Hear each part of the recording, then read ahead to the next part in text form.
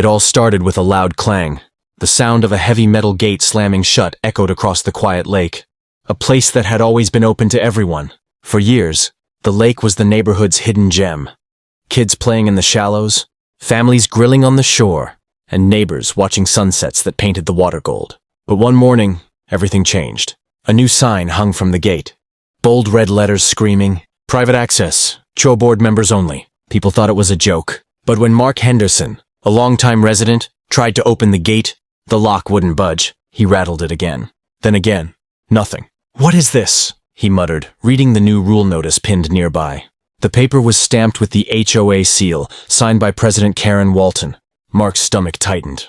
He'd lived here for 15 years, helped clean that very lake after a storm, and now, suddenly, he was being told he wasn't good enough to swim in it. The rumors spread fast. Within hours, the community group chat exploded with angry messages. "Since when do they get special privileges? I pay HOA fees too. We're not living under royalty!" By sunset, residents gathered near the locked gate, demanding answers. That's when Karen arrived, clipboard in hand, sunglasses on, and that trademark smile that never reached her eyes. "Please," she said in her clipped tone, "this is a temporary measure. The lake area is being reserved for board use only for safety inspections." But her words dripped with dishonesty. People weren't buying it, especially when someone noticed fresh footprints on the sand inside the restricted area, along with a bottle of wine and towels neatly folded beside the dock. Mark's wife, Lisa, snapped a photo. "Safety inspection?" she said, holding up her phone. "Looks more like a private beach party." Karen's smile vanished. "You're out of line," she hissed. The tension was electric. Neighbors whispered, phones recorded, and for the first time, the HOA's power was being questioned in public. Mark looked at the sunset through the bars of that locked gate. The lake shimmered, beautiful, silent, untouchable, but something in him said this wasn't over. Not by a long shot. The following week, whispers turned into theories, and theories turned into plans. Residents were furious, but Mark was determined. He wasn't just angry about the locked gate. He was curious. Why would an HOA suddenly restrict a public area they all paid to maintain? What were they hiding behind that padlock and members-only sign? Then came the first clue.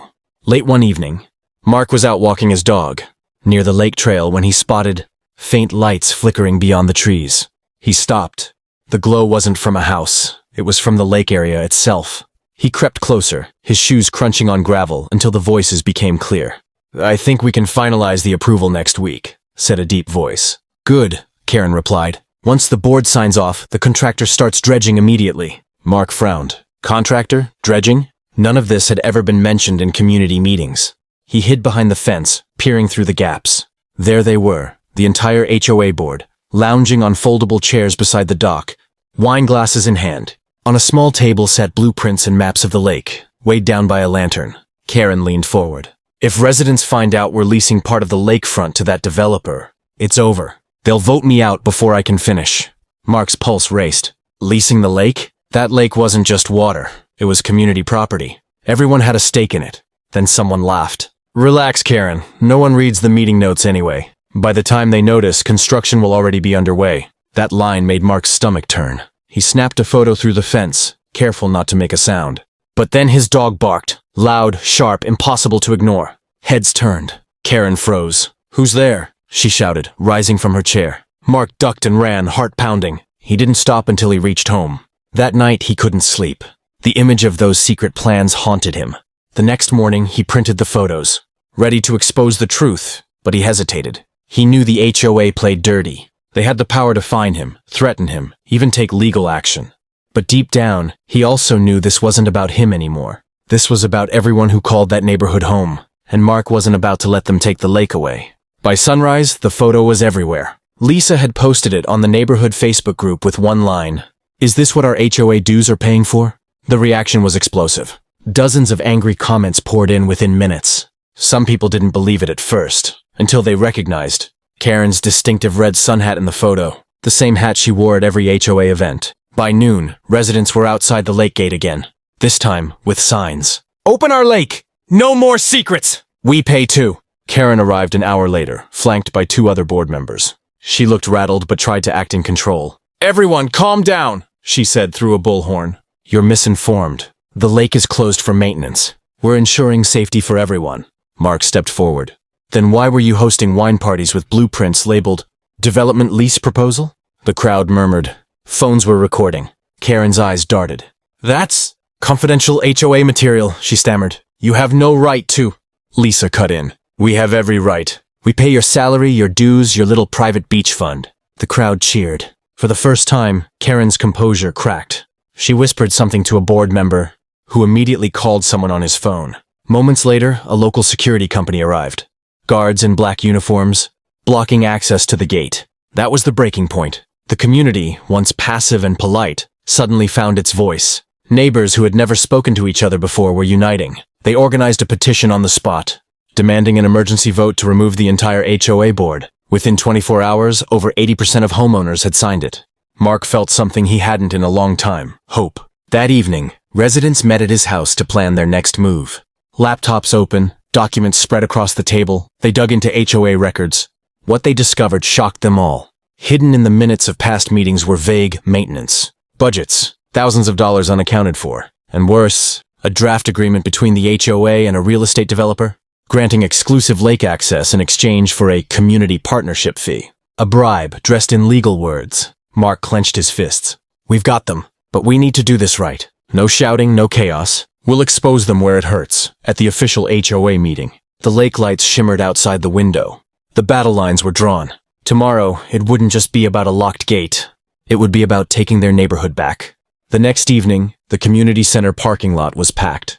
Cars lined the street, neighbors stood shoulder to shoulder, and tension hung thick in the air. The HOA board had called an emergency meeting to clear up misinformation.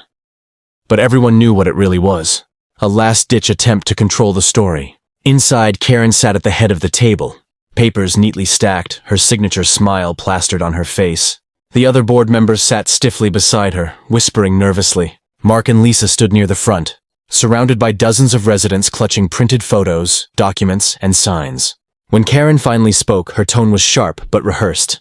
Let's begin, she said. There's been some confusion regarding lake access. I assure you, the board's actions were entirely within our legal rights.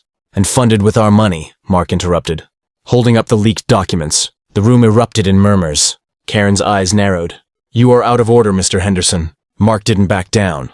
No, you're out of order. You locked us out of our own lake, held secret meetings, and planned to sell access to a private developer.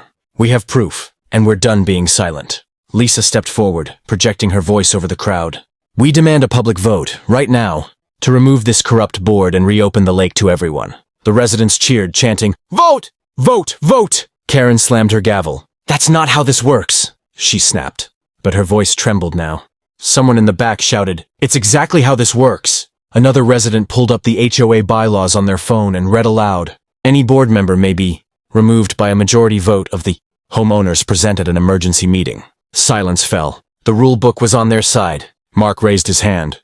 All in favor of removing the current board? Hands shot up across the room, one after another, until nearly every resident stood with their arm raised high. Karen's face went pale. Her clipboard slipped from her hands, hitting the table with a sharp crack. The vote was unanimous. Within minutes, a new interim board was appointed. Residents who actually cared about the community. The next morning, the lock on the lake gate was cut. Families rushed back to the water. Kids laughing, dogs splashing, the sound of joy echoing across the waves. As the sun set, Mark stood by the dock, watching ripples spread across the lake's golden surface. The gate was open. The neighborhood was whole again. And the HOA? It finally belonged to the people. If you enjoyed this story and want to see more wild HOA moments like this, make sure to hit that subscribe button, drop a like, and tell me in the comments, what would you do if your HOA locked you out of your own lake?